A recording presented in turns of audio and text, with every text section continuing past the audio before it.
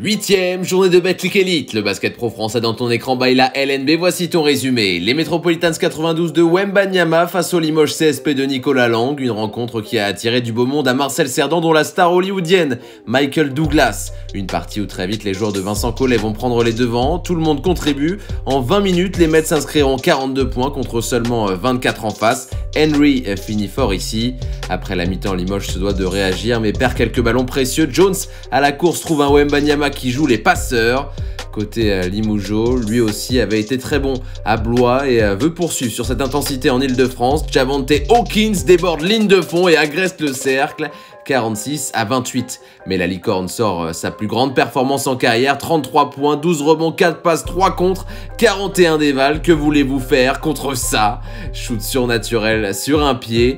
Banjassi se chargera en fin de rencontre de clôturer la fête avec un gros Thomas devant ses supporters. Boulogne-le-Valois s'installe à la 2e place de Betclic Elite. Vincent Collet et Wembanyama rejoignent l'équipe de France de cœur léger. Après un départ tonitruant dans sa première saison dans l'élite, Blois a subi un coup d'arrêt en enchaînant 3 défaites consécutives. Malmené dans les 10 premières minutes par Gravelines Dunkerque, les Blésois réagissent bien dans les 10 suivantes. Patience pour trouver à 45 degrés Timothée Vergia aka Robin des Blois. Le jeune français auteur d'un 3/6 longue distance est dans tous les bons coups, bien trouvé par Sceaux en transition. L'ADA passe devant. Côté BCM, plusieurs scoreurs se mettent en évidence, à l'image dans ce 3e quart de Vince Edwards, 15 points. À noter aussi les 19 de DJ Sillet.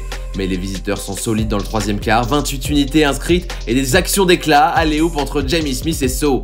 Puis des interceptions importantes en fin de rencontre maintiendront cet avantage 73-87 après cette contre-attaque bien conclue par Cook. Amadou Sow s'offrira son meilleur match de la saison, 22 points à presque 100% au tir, 6 rebonds, 3 passes, 4 contres à 32 dévals. Son équipe renoue avec le succès.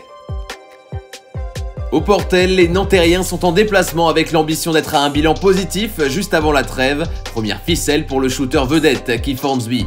Les Vikings sont bousculés dans l'entame mais tentent de rester à hauteur. Redoublement de passes après rebond offensif et Terry Allen s'impose devant Van Wen, 12-18. Lui a été excellent à Pau le week-end dernier et compte bien réussir sa première au chaudron. Austin Tigman, pigiste de Mangin, est appliqué, 4 offrandes pour le meneur américain. Les locaux ont pris le contrôle du match désormais. Allen continue son travail de sape, bras roulé à l'ancienne. Top scoreur portellois avec 18 unités et 7 rebonds. Plus 9 et même plus 11 avec cette nouvelle passe de Tigman qui nourrit ses grands dans la peinture. Nzekwezi qui finit proprement. Emmanuel Nzekwezi qu'on retrouvera ensuite sur un incroyable contre par derrière qui emmènera une contre-attaque qui sera bien négociée pour offrir un panier facile et s'assurer le résultat tant attendu. Après sa première victoire à Pau, c'est la première victoire à domicile pour le SSM. Cholet recevait dans sa meilleure l'élan béarnais avec une double ambition avant la trêve, rester dans le top 4 et surtout conserver une invincibilité à domicile. Stockton de retour là où tout a commencé pour lui et en France ne l'entend pas de cette oreille. Les Choletais en face ont commencé fort. Gaylor Curry après ballon perdu se lance dans une contre-attaque de folie et se prend pour Dr. J. Pau fait son retour mais peu à peu le 5e top scorer du championnat va monter en température. Dominique Artis, l'artiste va enchaîner les gros tirs à 3 points mais aussi provoquer de nombreux lancers, 10 sur 10 sur la ligne, de quoi aller chercher sereinement les 21 unités.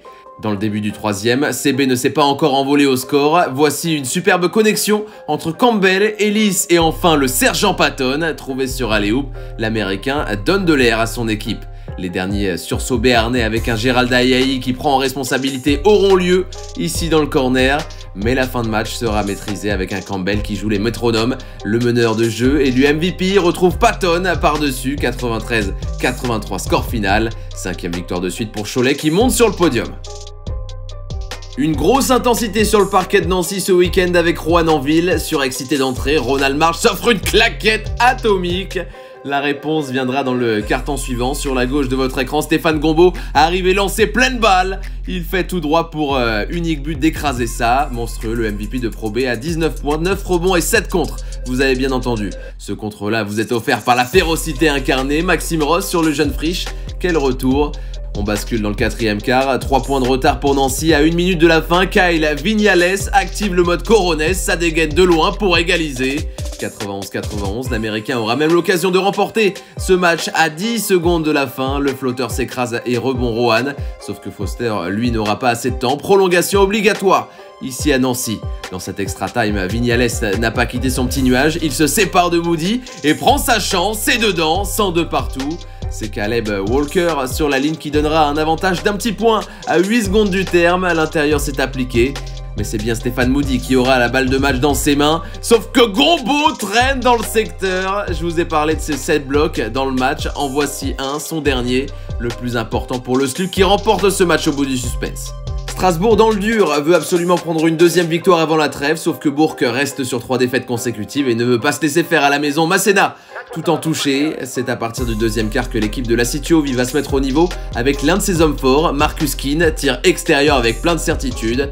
À cet instant, on se dit que la SIG tient son match, mais tout va s'écrouler dans les 10 dernières minutes. Les Alsaciens craquent et vont voir un James Palmer devenir complètement fou en catch and shoot, mais pas seulement. L'Américain peut aussi se créer ses propres tirs, regardez plutôt, un gros 3 sur la tête de Mitchell.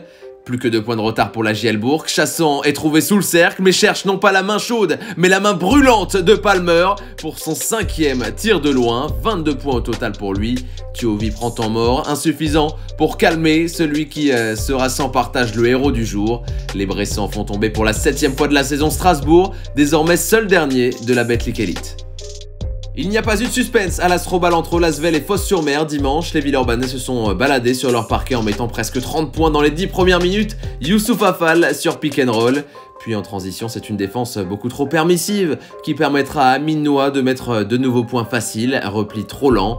32-16, les Phocéens doivent mettre un peu de folie en attaque pour espérer revenir. C'est Dylan Afomama qui s'emploie sur un shoot derrière l'arc. Mais les hommes de TJ Parker sont beaucoup trop sérieux sur le terrain. Obasohan trouve Dio qui s'intercale et dépose pour Fall. Le MVP s'appellera Parker Jackson Cartwright, véritable maître à jouer et capable de scorer très fort. Le meneur ne loupera que 2 shoots dans le match, rien à 3 points avec un sublime 4 sur 4. 19 points en 17 minutes, c'est beaucoup trop de choses à gérer pour les Bayers qui doivent s'incliner logiquement. 94-65, le triple champion de France et 7e du championnat. L'autre Français engagé en Euroleague jouait aussi dimanche, Monaco, le club de la Principauté toujours invaincu en France, voulait enchaîner contre Dijon. Strazel assure une belle distribution pour Hall.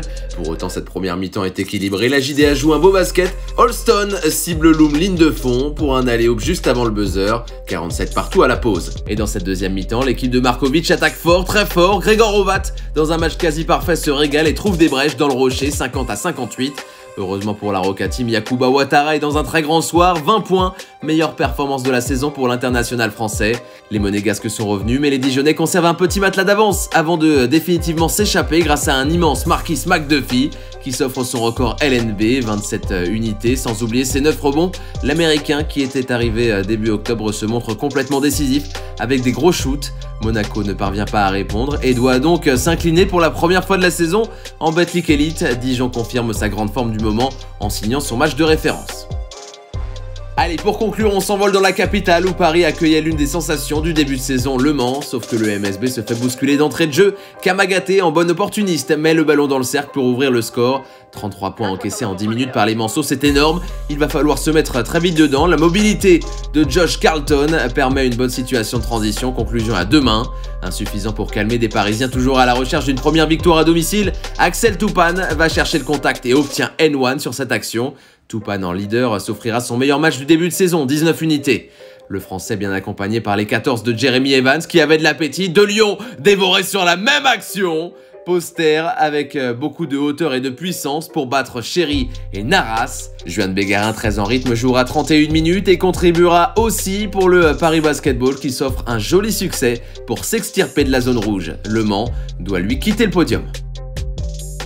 On se retrouvera pour la 9e journée après la trêve internationale à partir du 18 novembre. Le 19, il faudra surveiller le joli Le Mans Bourg-en-Bresse ou le Dijon Asvel. Dimanche 20, Roanne Paris, Monaco Limoges ou encore un alléchant derby du 92 entre Boulogne-le-Valois et Nanterre.